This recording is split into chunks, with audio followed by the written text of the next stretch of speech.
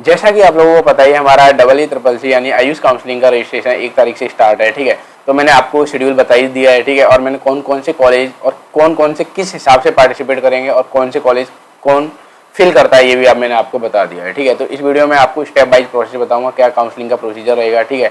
और मैं डिटेल में बात करने वाला हूँ, तो थोड़ा सा वीडियो शायद लंबा और रह सकता है, ठीक है। तो पहली बात, hello everyone, my name is Aman Singh, second professional MBBS student. जैसे कि आप लोगों को पता ही हमारा कौन कौन से पार्टिसिपेट कर रहे हैं इंस्टीट्यूट के, एक जो बच्चों का काफ़ी डाउट था क्लियरली, जो हमारे राजस्थान के 5 न्यू कॉलेज हैं वो हमारे इस साल पार्टिसिपेट कर रहे हैं। उसमें 15% हमारा किसके थ्रू होता है, हमारा EECCC के थ्रू होगा, बाकी का 85% हमारा स्टेट कोटा के थ्रू फिल किया जाता है, ठीक है।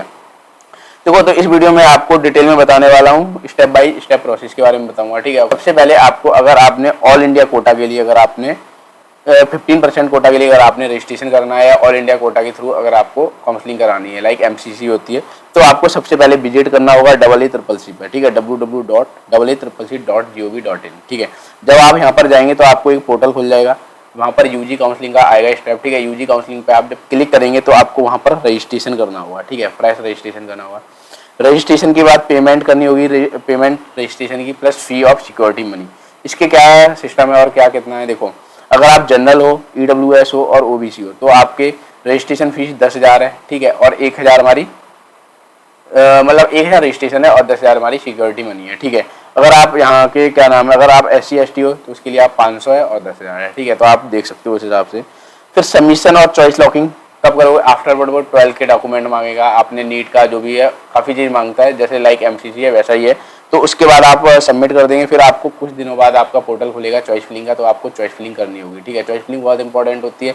तो आप जितने भी कॉलेज हैं और जो कॉलेज आपको चाहिए ही चाहिए, सिर्फ उसी को ऊपर रखिएगा, बाकी के फालतू के कॉलेज ऊपर ना रखिए, हाँ ठीक है ये मिल जाएगा ये मिल जाएगा, नहीं भाई, जो आपको सीरियस में चाहिए वही कॉलेज ऊपर रखिएगा। तो आप लिस्ट ऑफ चॉइस फिलिंग आप अच्छे से कीजिएगा, ठीक है।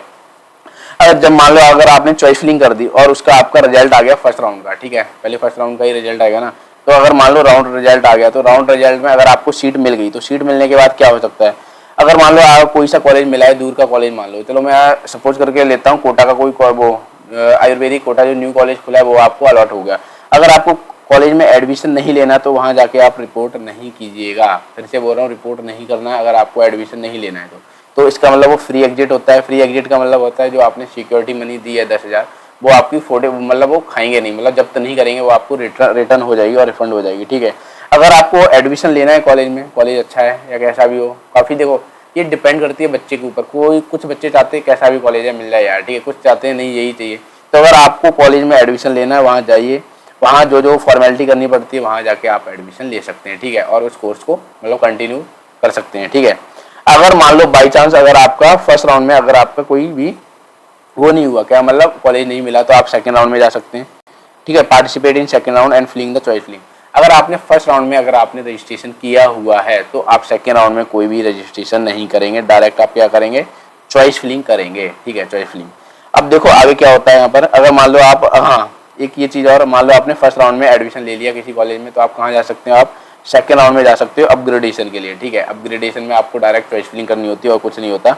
और यहाँ पर लिखा है अगर आपको अपग्रेडेशन नहीं करना है, नो है, तो आप कंटिन्यू स्टडी, मतलब उसमें आप कंटिन्यू कोर्स कर सकते हो, ठीक है, जब भी स्टडी स्टार्ट होगी, मतलब डेट दी जाएगी, ठीक है।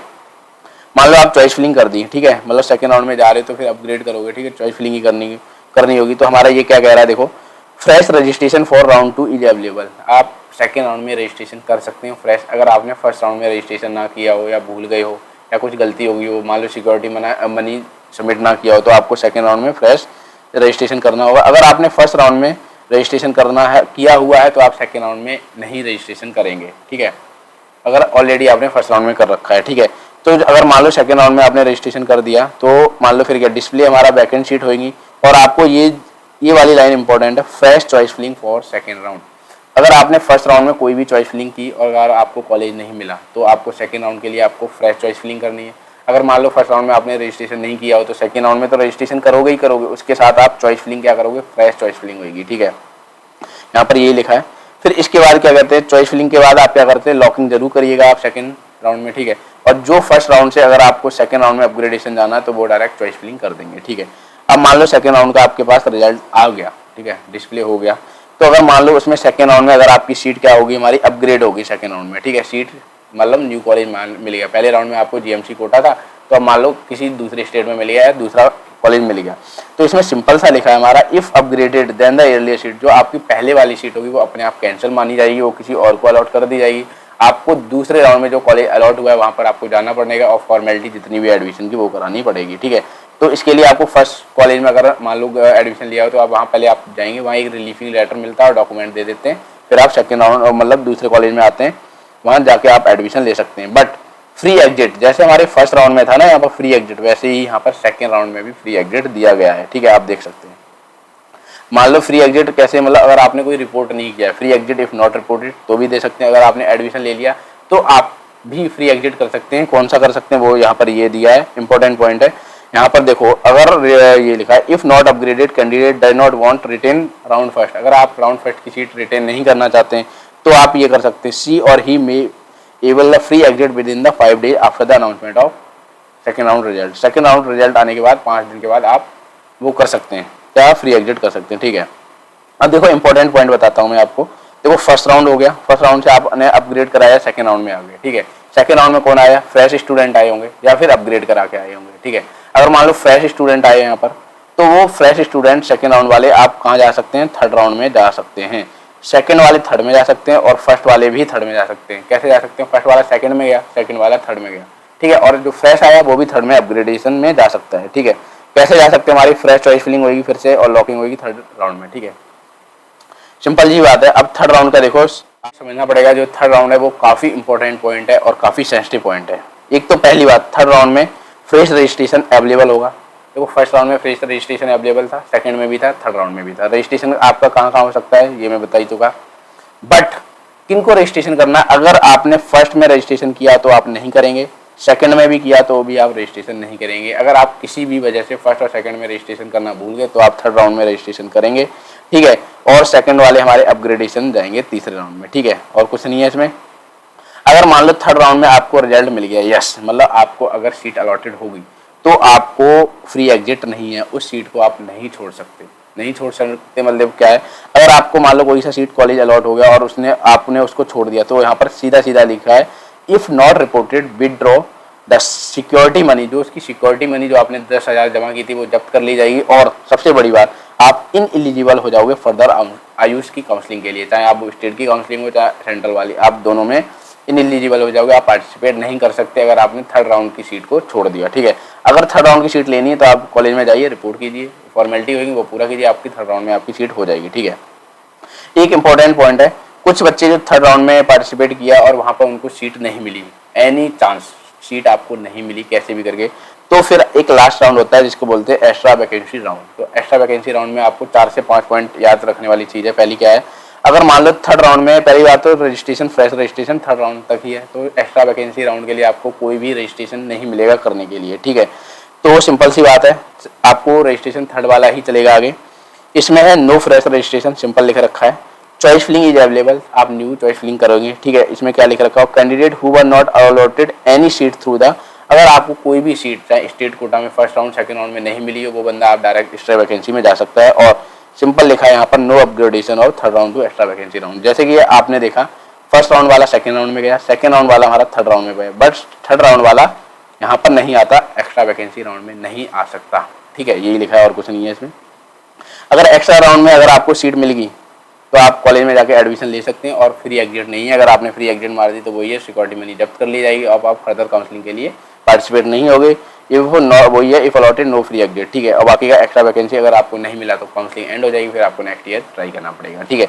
यही है, डिटेल है और कोई कुछ नहीं पता। ये जो हमारी आयुष की काउंसलिंग है 15% हमारा ऑल इंडिया कोटा के थ्रू होती है, 85 इसके थ्रू होती है। बट कुछ कॉलेज हैं जैसे मान लो 100% जो हमारे डीम्ड यूनिवर्सिटी होती है, डीम्ड कॉलेज होते हैं, उसकी 100% सीट एक ही कराता है, वो हमारा AA CCC ऑल इंडिया के थ्रू फिल होती हैं। और हमारी NIA जयपुर भी होती है, सेंट्रल यूनिवर्सिटी, चाहे वो BHU की हो, DU की हो, चाहे हमारी AMU की हो, ये भी हमारी AA CCC ही फिल कराता है 100% सीट, ठीक है। इसमें कोई भी स्टेट कोटा नहीं होता है।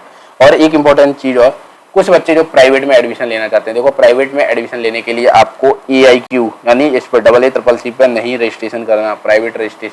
प्राइवेट कॉलेजों में आपको अगर एडमिशन लेना है तो आपको इस स्टेट में जब भी स्टेट काउंसलिंग स्टार्ट होगी तो वहाँ जाकर रजिस्ट्रेशन करना होगा। वहाँ रजिस्ट्रेशन प्लस सिक्योरिटी मनी जो भी वहाँ की फॉर्मेलिटी वो पूरा करना पड़ेगा। और सिक्योरिटी मनी जो भी होती है वो वहाँ पर देनी पड़ती है। जैसे यूपी में हमारी 2 से 2,000 रजिस्ट्रेशन फीस है और 50,000 सिक्योरिटी मनी है। तो ठीक है, ये 50,000 हमारे रिटर्न हो जाते हैं विद इन 24 आवर।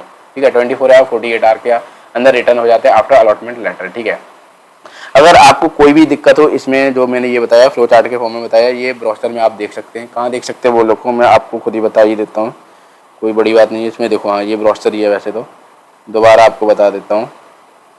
आप जाइएगा, इस पर सर्च कीजिए AACCC यूजी काउंसलिंग आ जाएगी। ठीक है, आप पहले वेबसाइट पर क्लिक कर लीजिएगा। जब क्लिक करने के बाद लोड हो रहा है तो यहाँ पर 3 लाइन है, इस पर क्लिक करिएगा। यहाँ पर आप यूजी काउंसलिंग पर क्लिक कीजिएगा। जो आपका जो ये आ रहा है information bulletin UG and participate institute और काउंसलिंग शेड्यूल, तो आप फर्स्ट वाले पर क्लिक कीजिएगा। जैसे आप फर्स्ट वाले पर क्लिक कीजिएगा तो आपके पास ये 4 MB का है, इसको डाउनलोड कर लीजिएगा। ये हमारे ब्रोशर है। तो इसमें जो वो फॉर्म में दिया है वो कहाँ गया, ये वाला है। ये कौन से पेज, ये चौथे पेज पर है। ठीक है, ये वाला मैंने आपको समझाया, कोई बड़ी बात नहीं है। ठीक है, कोई भी दिक्कत हो छोटी मोटी, अगर कोई सी ऐसी भी इतनी सी भी दिक्कत हो ना, आप मेरे को इंस्टाग्राम, व्हाट्सएप, टेलीग्राम कहीं भी पूछ सकते हो। ठीक है, और मैं फिर से बोलूँगा, आप पेड काउंसलिंग मत लीजिएगा प्लीज़। आप कोई काउंसलिंग कोई बड़ी चीज़ नहीं है यार, आप कर सकते हो, सिंपल सी चीज़ है। बस आपको जो मेन इंपॉर्टेंट चीज़ है वो होती है चॉइस फिलिंग। अगर आप चॉइस फिलिंग अच्छे से करेंगे ना, अच्छे से करने का क्या मतलब होता है, अगर आपको जो कॉलेज लेना है और जिसकी कट ऑफ ठीक ठाक है उसको ऊपर रख दीजिएगा। अगर आपकी कट ऑफ मेरिट लिस्ट में अगर वो आता होगा मिल जाएगा, नहीं मिलेगा तो उसके नीचे वाला मिल जाएगा, सिंपल सी बात है। तो वही, आप किसी के चक्कर में ना पड़िएगा, क्योंकि काफ़ी लोग फंसा लेते हैं, 50,000, 30,000, 40,000, 10,000 ले लेते हैं। तो इतना तो आप भी कर सकते हैं। ठीक है, बाकी कोई भी डाउट हो पूछ सकते हो। ठीक है, मिलते हैं हम नेक्स्ट वीडियो में, तब तक के लिए जय हिंद, जय भारत, थैंक यू।